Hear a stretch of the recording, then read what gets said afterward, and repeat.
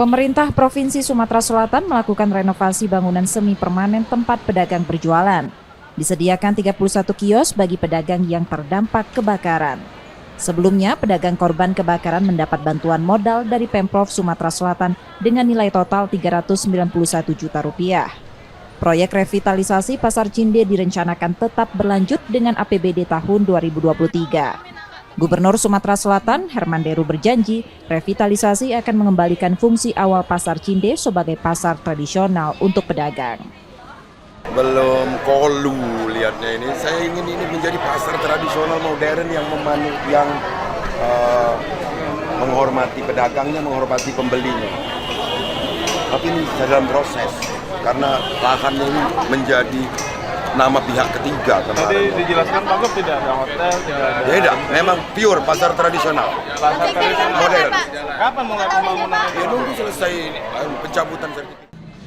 DPW Ikatan Pedagang Pasar Indonesia Sumsel menyambut rencana Pemprov menjadikan Pasar Cinde sebagai pasar tradisional sesuai fungsi awalnya. Mereka berharap proyek tersebut segera rampung. Sejak proyek revitalisasi dimulai dan menempati lapak semi permanen, pedagang mengeluhkan pembeli yang berkurang. Tadi Pak Gubernur sudah menyampaikan itu masih di pihak ketiga ya. Jadi mungkin secepatnya doain aja Pak Gubernur. Kalau harapan dari pedagang gimana Kak soal rencana revitalisasi secara umum ini? Ya harapan pedagang di sini tetap jadi pasar sini pasar tradisional. Tidak ada dibangun apartemen, hotel dan lain-lain. Tetap menjadi ikon seperti dulu lagi. Yang pasti agak sedikit sepi lah pasti pedagangan. Banyak yang keluar dari dalam pindah tempat lain. Ya, langkah-langkahan pada hilang kan. Dan juga kurang rapi, kurang bagusnya becek, pengap seperti sebelah situ. Ya pasti penjualan.